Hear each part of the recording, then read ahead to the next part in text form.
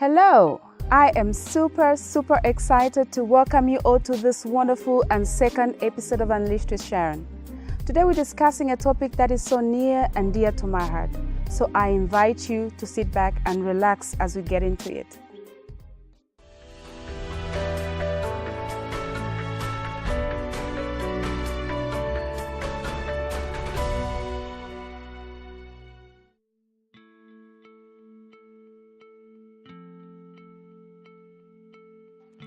Stepping out of your comfort zone and into your dream can be a daunting experience that anyone can go through.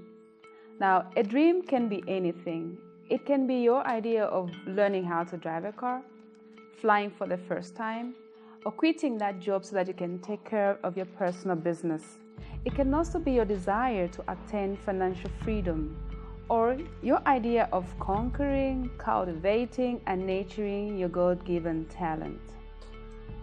Now, in your quest to change the trajectory of your life, there'll be some setbacks, and these are what I'm calling speed traps. You come across roadblocks, stop signs, sharp curves that you'll have to navigate or negotiate as you connect the dots of life.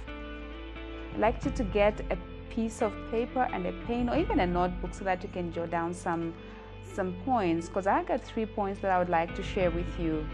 The first point is you will have some feeling of guilt because now priorities have changed. You used to hang out with certain people, certain friends or family members, but you no longer do because now you value this big dream that you just want to see grow.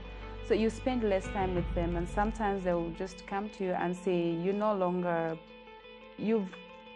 spend time with us, and that sometimes can bring feelings of guilt.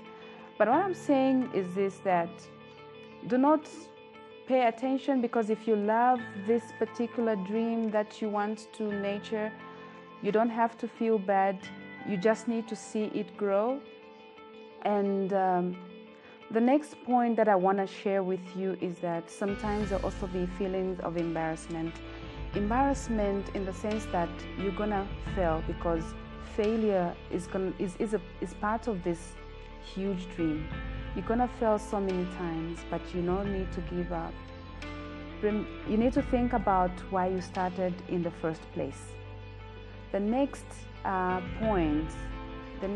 third point is that priorities are going to change. Yeah, because you'll have to learn to spend less and save more money, because for you to be able to nurture this dream, to cultivate it, you need some resources. So you have to learn to spend less and save more. You have to learn to sleep less and work more. You have to learn to read more and write, because this dream will require you to research, do a lot of research, do a lot of writing, and read more. Because what happens when you read more is that you learn more. And when you learn more, you do more. And when good people like you do more, the world will become a better place, because you're going to become a better person. In the end, you have better families, and when families become better, we have a better nation, and when a nation becomes better, this world will become a better place to live in.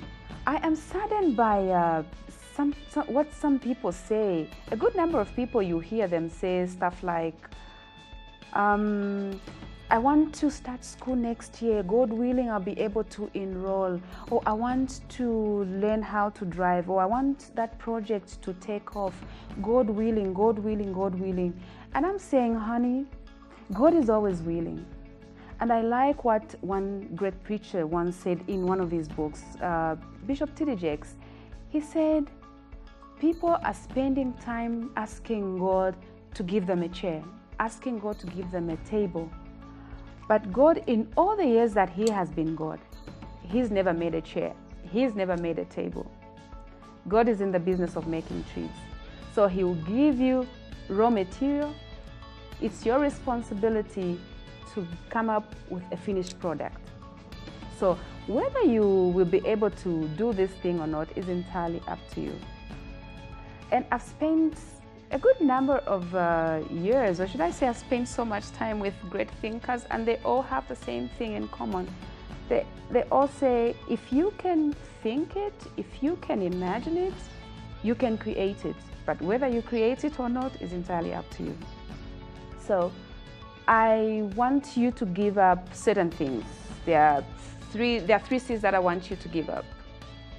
The first C stands for complaining. We are so fond of complaining. We complain about this, the weather not being good, money not being available. Listen, there will be no perfect moment. So it's just about time you picked up your pieces and start putting everything together.